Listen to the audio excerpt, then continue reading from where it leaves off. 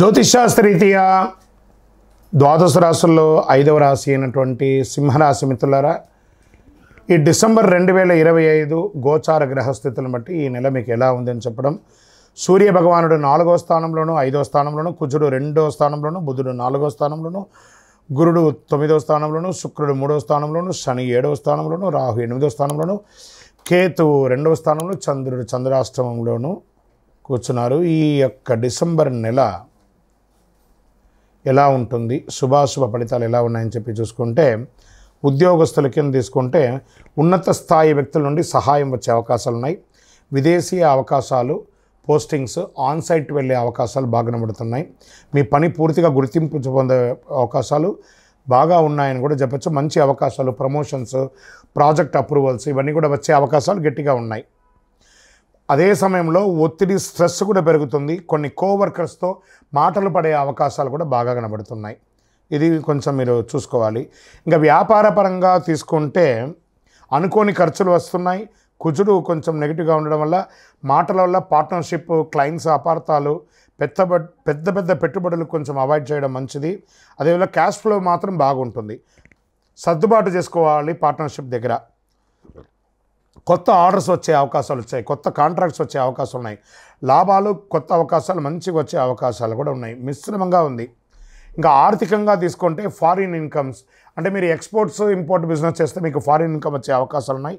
ఒక పెద్ద pending amount release అయ్యే అవకాశం ఉన్నాయి.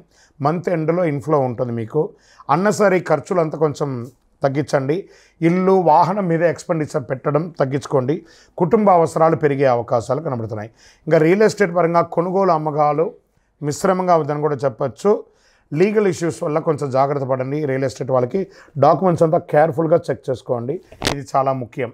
ఇంకా స్వయం ఉపాధి వాళ్ళకి మంచి కస్టమర్స్ వచ్చే అవకాశాలు బాగా ఉన్నాయి. రోజువారీ ఆదాయం పెరుగుతుంది. కానీ అష్టమ శని నడుస్తుంది. మీ నాలిక మీదే శని భగవానుడు కూర్చున్నాడు. కాస్త జాగ్రత్తగా ఉండాలి. కొంచెం ఎదుటి వారితో మాట్లాడేటప్పుడు చాలా జాగ్రత్తగా ఉండాలి. మీ ప్రతిభ బయటకు వచ్చే అవకాశాలు ఉన్నాయి. సెల్ఫ్ ఎంప్లాయ్మెంట్ వారికి ఇది చాలా మంచి సమయం. విద్యార్థులు ప్రత్యేకంగా చదువులో కాన్సన్ట్రేషన్ పెరగాలి. పరీక్ష మంచి ర్యాంకులు వస్తారు. అష్టమ శని యొక్క ప్రభావం కూడా ఉంటుంది. జాగ్రత్తగా ఉండాలి. మొదటి వారం కాస్త డిస్టెన్స్ పెరగండి. మళ్ళీ గ్రూప్ స్టడీస్ని అవాయిడ్ చేయండి. విదేశీయ ఉద్యోగం కోసం ప్రయత్నం చేసే వాళ్ళకి జనవరి, ఫిబ్రవరి తర్వాత బాగుంటుందని కూడా చెప్పచ్చు. ఫారిన్ కొలాబరేషన్, బిజినెస్కి ఇది ఒక మంచి సమయము. కాస్త వెయిట్ చేయండి అని కూడా చెప్పచ్చు. ప్రేమికుల మధ్య మాట తేడాలు వచ్చే అవకాశాలు బాగున్నాయి. మిస్అండర్స్టాండ్స్ అంతా కూర్చొని మాట్లాడి క్లియర్ చేసుకోండి. పార్ట్నర్స్తో బాండింగ్ పెంచుకోండి. అన్నసరీ డౌట్స్ని అవాయిడ్ చేయండి. ఈ ఉద్యోగం కోసం ఎదురు చూస్తున్న వాళ్ళకి, నూతన ఉద్యోగం కోసం ఎదురు చూస్తున్న వారికి ఇది ఒక మంచి సమయం. వివాహం కాని వారికి మంచి సంబంధాలు, స్త్రీ పురుషులు ఎవరికి కూడా వచ్చే అవకాశాలు ఉన్నాయి.